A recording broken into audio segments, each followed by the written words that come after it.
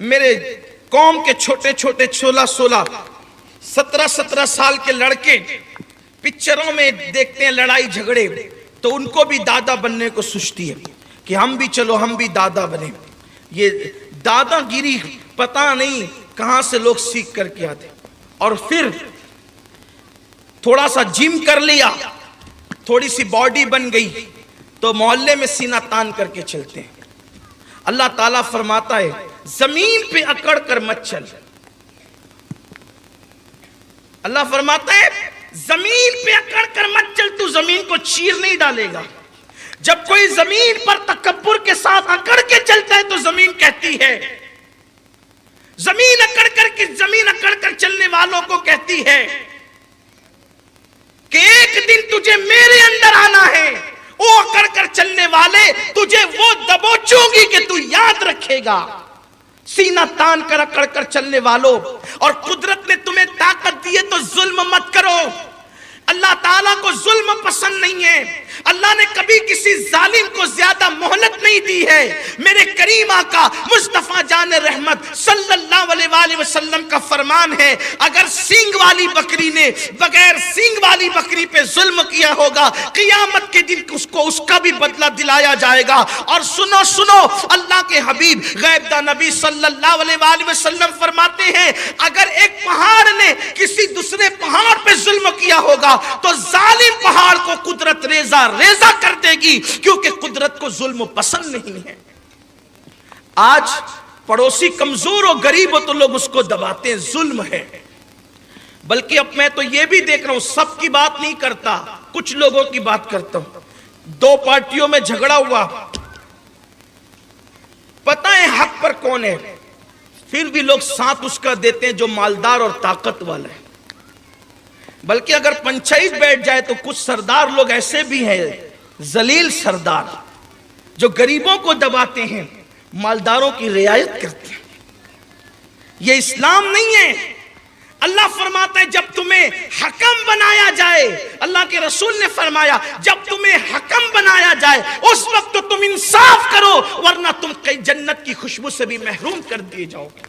اور اگر تم نے انصاف سے کام لیا تو قیامت کے دن اللہ تمہیں عرش کا سایہ عطا فرمائے گا۔ لوگ منہ دیکھ کر آج فیصلہ کرتے ظلم ہے، اللہ نے کسی کا ظلم پسند نہیں کیا۔ چھوٹے چھوٹے لڑکے تھوڑی سی طاقت آ گئی، گینگ بن گئی تو مار دھاڑ کرنا شروع کرتے ہیں۔ اللہ کے بندے بے سہارا نہیں ہے۔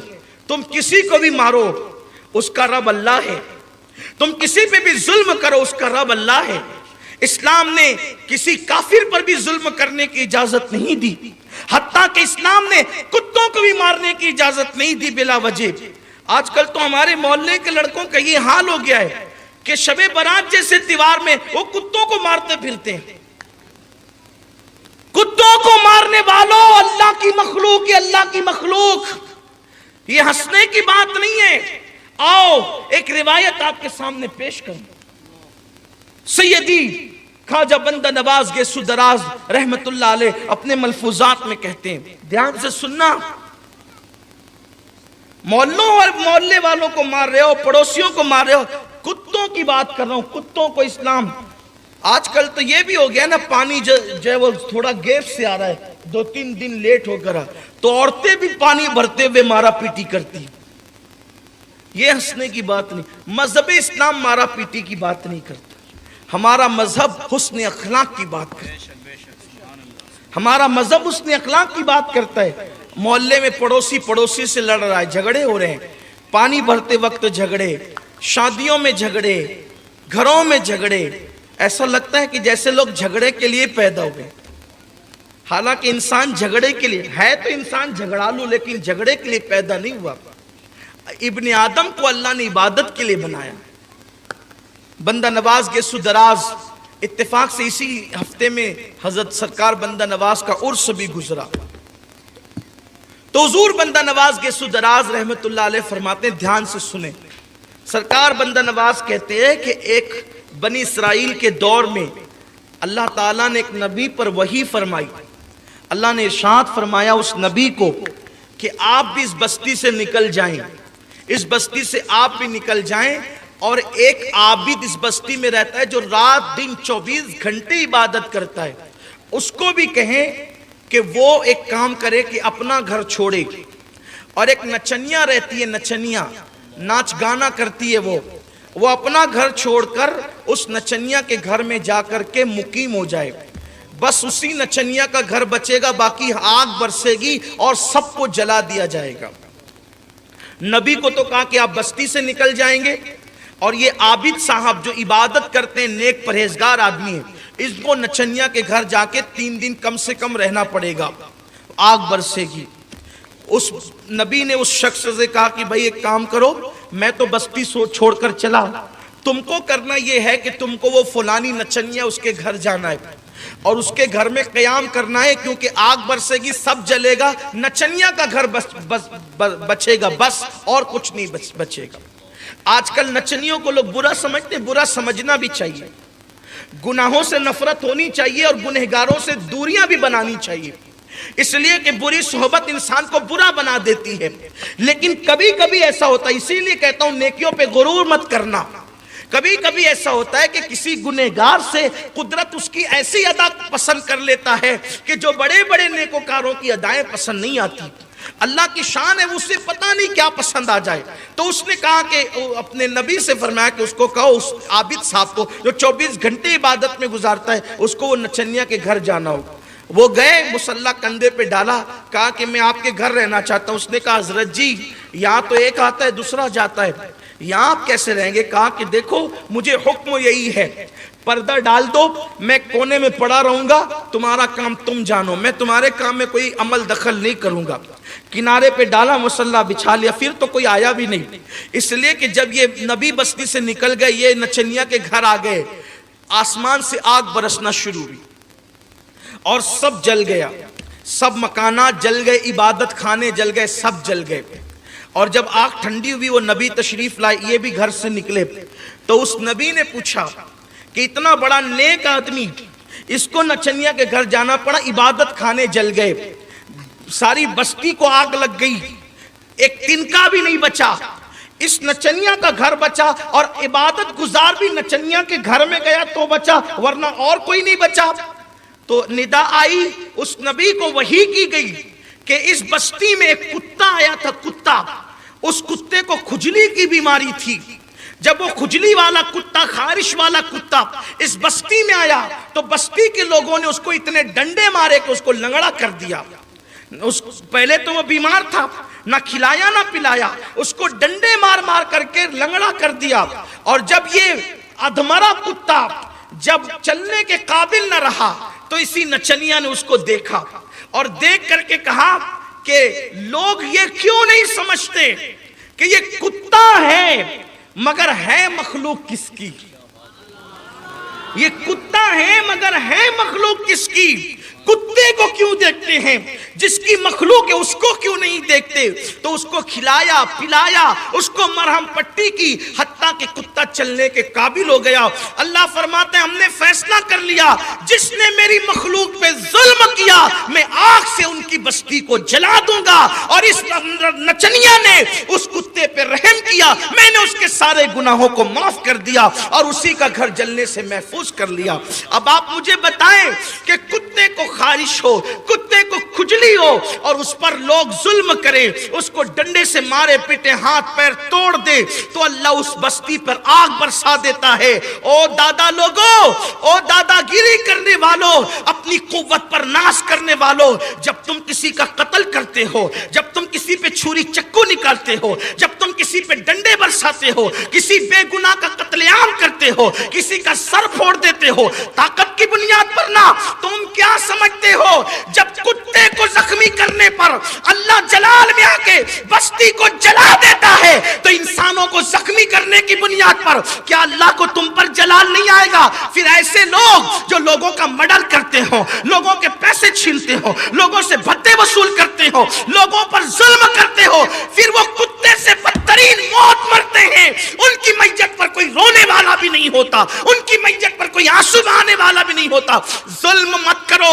میرے جملے آپ کو کڑوے ضرور لگیں گے، مگر یاد رکھنا، اچھی طرح یاد رکھنا، ظلم اللہ کو پسند نہیں ہے۔ اللہ ظلم کو ایک لمحے کے لیے گوارا نہیں فرماتا۔ تم اپنی طاقت کی بنیاد پر، اپنی گینگ کی بنیاد پر، اپنی قوت کی بنیاد پر لوگوں کو دہشت میں مبتلا کرتے ہو، یاد رکھنا ظلم کی رات نہ کسی کی رہی ہے نہ رہے گی۔ جب فرعون نے ظلم کیا، اس کے ظلم کے خاتمے کے لیے قدرت نے حضرت موسیٰ کو پیدا کیا۔ جب نمرود نے ظلم کیا، اس کے ظلم کے خاتمے کے لیے قدرت نے ابراہیم کو پیدا کیا۔ جب ابو لہب اور ابو جہل کا ظلم بڑھا، اس کے خاتمے کے لیے اللہ نے مصطفیٰ جان رحمت کو پیدا کیا۔ بڑی بڑی سپر پاور تھی دنیا میں ایران اور روم کی، جب ان کا ظلم بڑھا تو قدرت نے محمد الرسول اللہ کو بھیجا۔ پتا چلا ظالم کا پنجہ مروڑنے کے لیے قدرت کسی نہ کسی کو ضرور بھیجتی ہے۔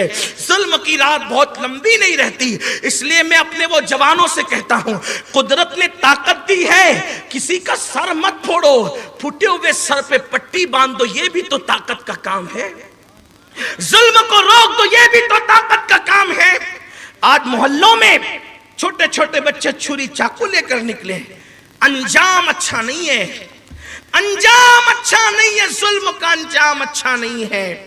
ظلم کا انجام آنسو ہے، ظلم کا انجام تباہی ہے، ظلم کا انجام فنا ہے، ظلم کا انجام رسوائی ہے، ظلم کا انجام ذلت ہے، ظلم کا انجام جو ہے اللہ اکبر، انسان گھر کا بے گھر ہو جاتا ہے۔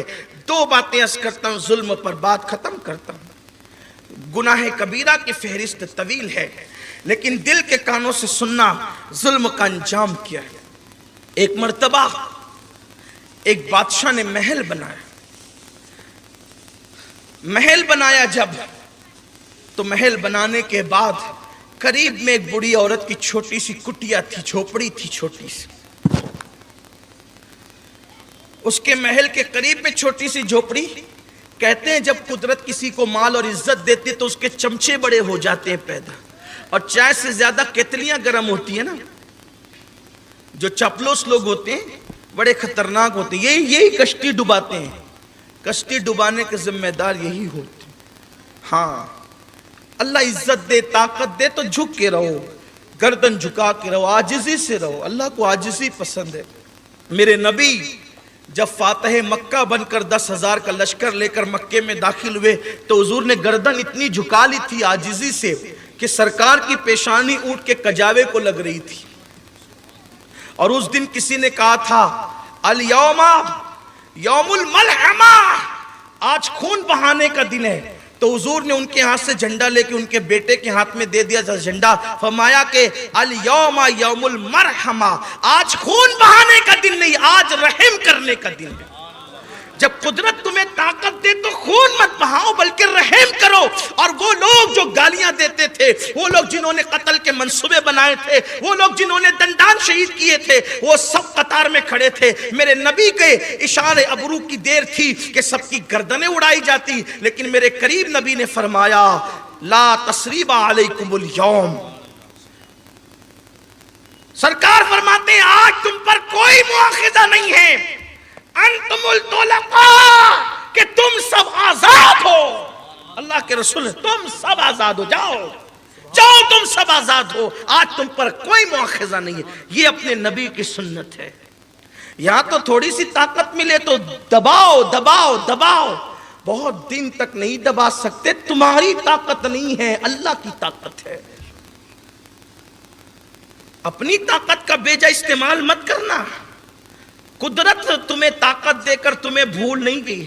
اور یہ بھی سن لو، ہاں یہ بھی اچھی طرح سن لو، اللہ کے رسول نے فرمایا مظلوم کی آ سے بچو، کہ مظلوم کی جب آ نکلتی ہے تو سیدھا باب اجابت الہی کو ٹکرا جاتی ہے، اور جب مظلوم کی آ نکلتی ہے تو اللہ کا عرش ہل جاتا ہے۔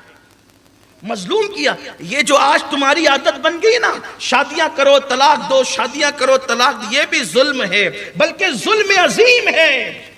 ہمیں کون روکے گا، ہم تو مرد ہیں، وہ جو سسک رہی ہے نا بستر پہ، اس کی آہیں تمہاری زندگی کی ہر خوشی چھین لے گی. ظالم سو جاتا ہے چین سے، مظلوم نہیں سوتا.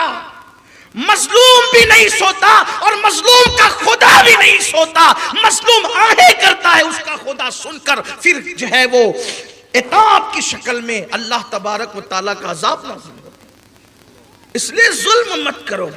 ساسوں سے کہتا ہوں بڑھاپے میں قبروں میں پیر لٹک گئے، بہو پہ ظلم نہیں کرنا. بہو سے کہتا ہوں ساس پہ ظلم نہیں کرنا. نندوں سے کہتا ہوں بھابھی پہ ظلم نہیں کرنا. بھاوج سے کہتا ہوں ننند پہ ظلم مت کرنا. تم سب کے سامنے جو ہے وہ دکھاوے کے متقی بن سکتے ہو، رب تو سب دیکھتا ہے. نحن اقرب الیہ من حبل الورید. اللہ تمہاری شہرک سے زیادہ قریب. تم نے کسی کو دیکھ کے ناک ٹیڑھی کی، یہ بھی ظلم ہے. کسی کو تانا دیا، یہ بھی ظلم ہے. یہ ظلم ہے. ظلم بڑا خطرناک ہے. ایک پہاڑ دوسرے پہاڑ پہ ظلم کرے تو پہاڑ خود بخود ریزہ ہو جاتا ہے. اس کا مطلب سمجھ لو کہ جو ظلم کرتا ہے مٹنے کے لیے کرتا ہے. جو ظلم کرتا ہے مٹنے کے لیے کرتا ہے. مٹے گئے ظالم، مٹ کر رہے ہیں. دیکھا نہیں، یزید مٹ گیا، حسین موجود ہے. فرعون مٹ گیا، موسیٰ موجود ہے.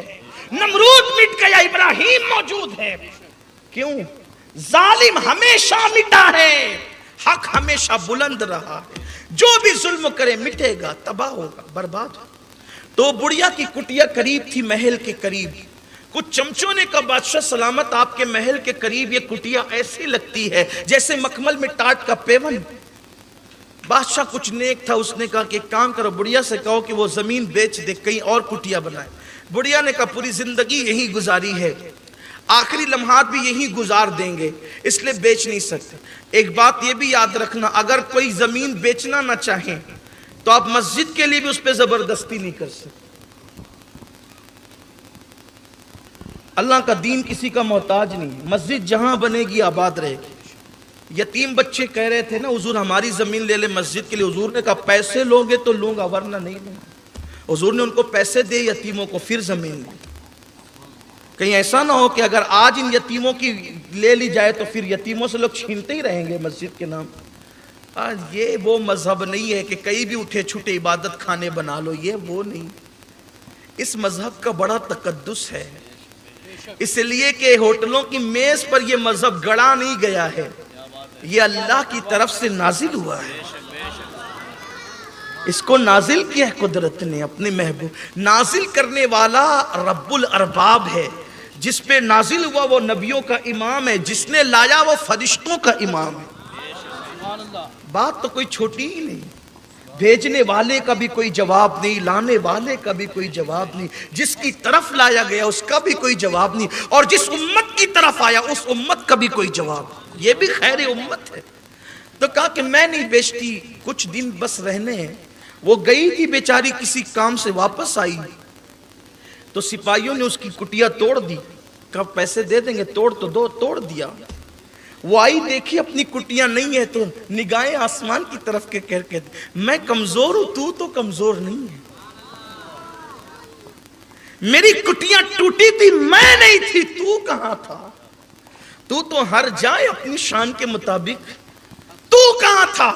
اور میں بدلہ نہیں لے سکتی، بدلہ تو لے سکتا. اتنا کہنا تھا. ایک زلزلہ آیا اور محل زمین کے اندر دھس گیا. ظلم کا انجام یہ. اور جو دوسری اور آخری بات کہنی تھی وہ قدرت نوازے تو بھی کسی پہ ظلم مت، حتیٰ کہ کسی فقیر پہ بھی ظلم مت. کوئی فقیر آئے نا، دے سکتے ہو تو دے دو، ورنہ ہاتھ جوڑ کے کہو بابا معاف کرنا. گالیاں مت دو، دھکے مت دو، تانے مت دو. چلو جاؤ، چلے آتے ہو یہاں سے. کس نے کہا آپ کو یہ سب؟ قرآن کہتا ہے صدقہ دو، ورنہ اچھی بات کہہ کے رخصت کر دو. نہیں دے سکتے، اوقات آپ کی دینے کی نہیں ہے تو کم سے کم اچھے جملے ہی کہہ دو. بس اسی پہ گفتگو ختم کرتا ہوں. ظلم کا انجام کیا ہے؟ ایک بزرگ نے بہت پیاری سی بات لکھی، بڑی عبرت والی بات ہے. خواتین سے بھی کہتا ہوں توجہ کریں. جب تم شادی میں زیور پہن کے جایا کرو، کوئی بغیر زیور کے آئے تو اس کو حقیر مت سمجھا کرو، یہ بھی ظلم ہے.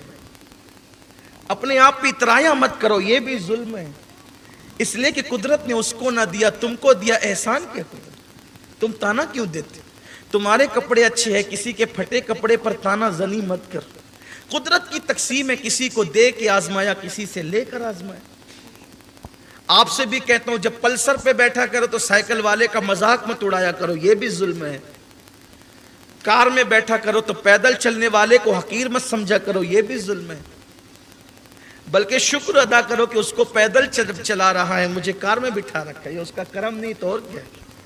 لیکن لوگوں کی سوچ بڑی حقیر ہو گئی۔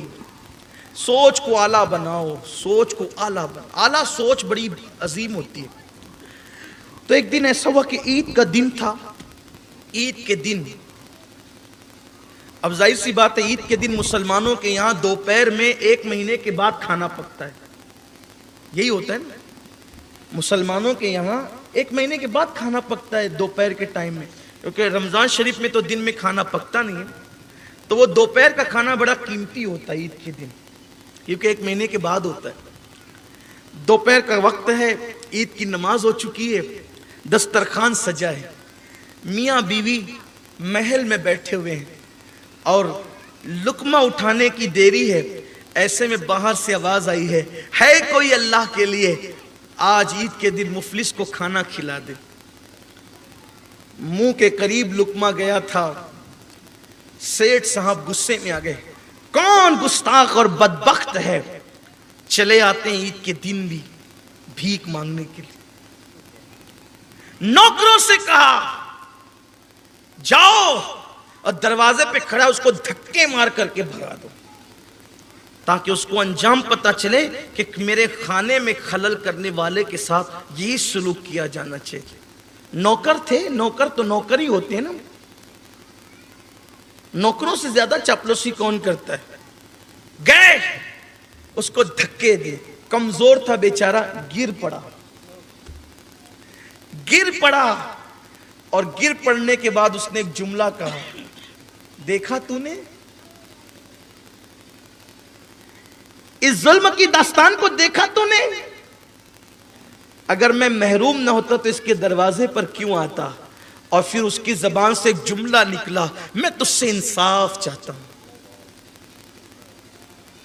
میں تجھ سے انصاف چاہتا ہوں، کبھی ظلم مت کر، آباد رہنا ہے تو کبھی ظلم مت کرنا، اپنی زندگی میں کبھی مکھی اور پسو کو بھی گالی دے کے ان پہ بھی ظلم مت کر۔ اللہ کو ظلم پسند ہے۔ اس نے کہا انصاف چاہتا ہوں میں تجھ سے، یہ کہہ کے وہ نکلا۔ جیسے وہ نکلا اس کو کسی نے بھیک دی، پھر کسی نے نوکری دی، پھر نوکری ملی، پیسے جمع ہو گئے، پھر وہ تاجر بننے لگا، اور ادھر اس کی الٹی گنتی شروع ہو۔ میں ایک بہت خاص بات جو کسی کتاب میں آپ کو نہیں ملے گی، میں نے اپنے پیران اعظام سے سنی ہے، یہ بات اپنے بزرگوں سے سنی ہے، جو آج آپ کو میں بتا رہا ہوں۔ کسی بھی بندے کی کتنا بھی وہ پاپی ہو، کتنا بھی گنہگار ہو، کبھی اس کی الٹی گنتی شروع نہیں ہوتی اس وقت تک جب تک وہ کسی کا دل نہیں دکھاتا۔ جب بھی کسی کی الٹی گنتی شروع ہوتی ہے نا، دل دکھانے پر شروع ہوتی ہے۔ اللہ ہر گناہ کو نظر انداز کرتا ہے، لیکن دل دکھانا اتنا بڑا گناہ ہے کسی کا بھی۔ مسلمان کافر کی کوئی تفریق نہیں ہے یہاں۔ اسلام کہتا ہے بے وجہ کافر کا بھی دل نہیں دکھانا ہے، تم کو جانوروں کا بھی دل نہیں دکھانا ہے۔ میں کہتا ہوں صرف اس ایک جملے کو آپ یاد کر لیں۔ آج 9ویں محفل ہے، کل 10ویں محفل ہوگی، پتہ نہیں کل جو گفتگو ہوگی اس گفتگو میں ہم رہیں گے کہ نہیں رہیں گے، آئیں گے کہ نہیں آئیں گے، پتہ نہیں، لیکن بس، اور اس سے پہلے کی نشستوں میں آپ شریک رہیں یا نہیں رہیں، کچھ ایسے چہرے ہیں جو پہلے دن سے ہیں اور ہر دن آپ کی تعداد میں اضافہ ہوا ہے، اللہ آپ سب کو جزائے خیر دے۔ لیکن بس میں اتنا کہتا ہوں، میری یہ 9ویں گفتگو ہے، بلکہ آپ تو مجھے کم و بیش 21 سال سے سن رہے ہیں، بہت سارے لوگ میرے بچپنے سے مجھے سن رہے ہیں، لیکن آپ سے آج اتنا کہہ دیتا ہوں کہ آپ کو کچھ یاد رہے یا نہ یاد رہے، یہ ایک جملہ آپ گانٹھ باندھ لو اور اپنے بچوں کو بھی نصیحت کرنا، اگر آباد رہنا ہے دنیا اور آخرت میں تو آج دل پہ نقش کر لو کہ زندگی زندگی میں کبھی کسی کا دل نہیں دکھائیں گے۔ اگر آپ نے دل نہیں دکھایا اور دل خوش ہی کرتے رہے تو انشاءاللہ دنیا بھی آباد رہے گی، آخرت بھی آباد رہے گی۔ کیونکہ حضرت مجدد الفسانی فرماتے ہیں دل اللہ کے ہمسائے ہیں، دل اللہ کے پڑوسی ہے، پڑوسی کیسا بھی ہو اس کی حمایت تو کرنی ہی کرنی ہے۔ میرے آقا علیہ السلام کے دیوانوں یاد رکھنا، کبھی کسی مومن کا دل، عام انسان کا دل دکھانے کی اجازت نہیں تو مومن کا دل کیسے دکھا سکتے؟ کسی کا دل کبھی مت دکھانا، بڑے سے بڑا نقصان جھیل لو مگر کبھی کسی کا دل مت دکھاؤ، کسی کے دل کو تکلیف مت پہنچاؤ۔ کیا ہوا؟ جب اس کا دل دکھا اس نے کہا مجھے تو نے محروم کیا، میں اس کی چوکھٹ پہ آیا، آج میں تجھ سے انصاف چاہتا ہوں۔ یہ کہہ کر کے وہ اٹھا، اٹھ کر کے نکل گیا۔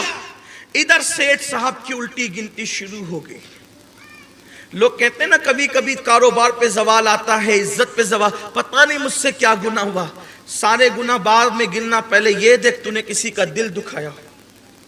اب بتاؤ جب عام انسان کا دل دکھانا اتنا گناہ ہے تو جو ماں باپ کا دل دکھاتے ہیں، جو گناہ کر کے اللہ کے رسول کا دل دکھاتے ہیں، بہت برا کر رہے ہیں لوگ۔ زوال لوگوں کو یوں ہی نہیں آتا۔ اس کی جب الٹی گنتی شروع ہوئی تو کیا وہ کاروبار ڈھپ پڑا۔ جب کاروبار ڈھپ پڑا تو نوکر ہٹتے چلے گئے، پھر اور کاروبار کو زوال آیا، کھانے کا محتاج ہو گیا، مکان بیچنے نکال دیا، وہ محل جس میں وہ رہتا تھا محل بیچنے نکال دیا۔ جب محل بیچنے نکالا بے گھر ہو گیا۔ جب بے گھر ہو گیا تو اس وقت اس کے بیوی کے میکے کے لوگ آئے، کہنے لگے ہماری اتنی خوبصورت جوان بیٹی کو تم لے کے رہو گے کہاں؟ درختوں کے نیچے، پہاڑوں کے اندر؟ ہماری بیٹی کی آبرو کو ہر وقت حملہ ہے، ہر وقت خطرہ ہے۔ ایک کام کرو، ہم نے تمہارا مال، تمہاری عزتیں، تمہارا کاروبار دیکھ کر بیٹی دی تھی، اب تمہارے پاس نہ مال رہا، نہ کاروبار رہا، نہ مکان رہا، نہ دکان، کچھ نہیں رہا، ہماری بیٹی کو طلاق دے دو۔ چند دن ہی میں اس کی بیوی کو طلاق ہو گئی۔ طلاق کے بعد اب وہ لوگوں کے پاس جاتا نوکری مانگنے کے لیے تو لوگ اس کو نوکری بھی نہیں دیتے، مزدوری کے لیے جاتا لوگ اس کو مزدوری بھی نہیں دیتے۔ جب تنگ آ گیا، سب لٹ گیا، اب وہ بھیک مانگنے لگے۔ انہی ایام میں ماہ رمضان شریف آیا۔ اسی رمضان شریف کے بعد عید کی صبح طلوع ہوئی، عید کی صبح کا آغاز ہوا، اور عید کی نماز پڑھ کے جب لوگ اپنے گھروں کی طرف جانے لگے، اسی محل میں جو پچھلے سال اس سیٹھ صاحب کا تھا، اسی محل میں اب کوئی میاں بیوی اور تھے۔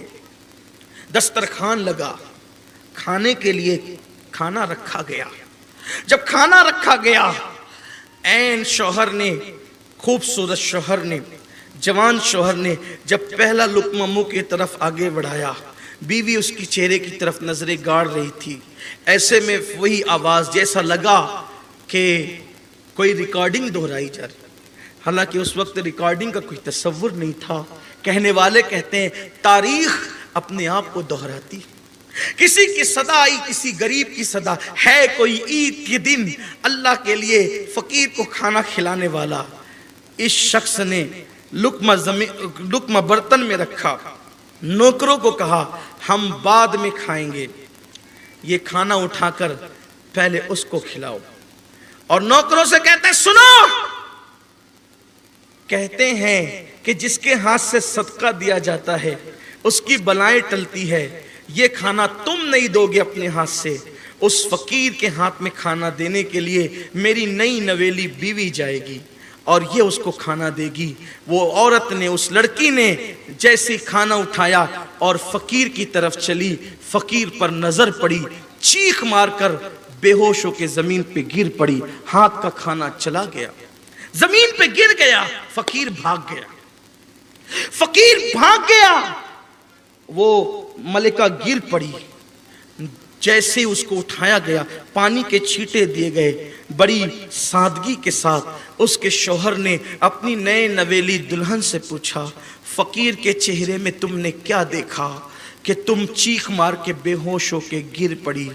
تو اس نے پورا قصہ بتایا، पिछले ही साल की बात है कि ये शख्स मेरा शौहर था जो आज भीख मांगने आया था, ये मेरा शौहर था।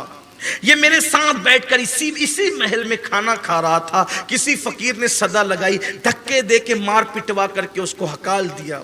वो जाते जाते इतना कह गया था, अल्लाह अगर तूने मुझे महरूम न किया होता तो मैं इसके पास भीख मांगने क्यों आता। आज मैं तुझसे इंसाफ चाहता हूँ। इंसाफ ये कह के वो चला गया और उसके बाद उसकी उल्टी गिनती शुरू हो गई। फिर उसका महल बिका, कारोबार तबाह हो गया, हत्ता कि मैं उसकी बीवी थी, मैंने उससे तलाक ले लिया।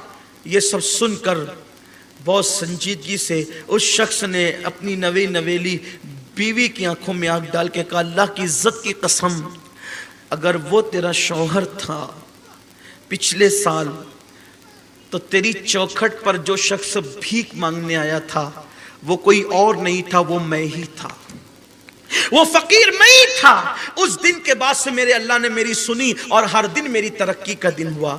देखो सिर्फ 1 साल में ये इनकलाब आया, जालिम फकीर हुआ, मजलूम मालदार हो गया।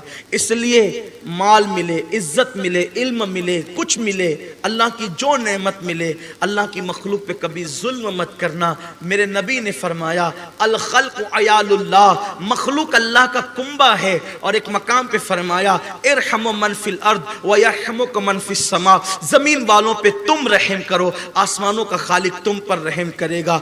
आओ आज अल्लाह की बारगाह में सच्ची तौबा करो। अल्लाह मुझे आप सबको माफ़ करे। आज से पहले किसी पे जुल्म हुआ है, अल्लाह हम सबको माफ़ करे। दौरान गुफ्तगू कोई गलती हो, अल्लाह ताला हम सब की तौबा कबूल करे। अस्तगफिरुल्लाह रब्बी मिन कुल्लि ज़ंबिन व अतूबु इलैह।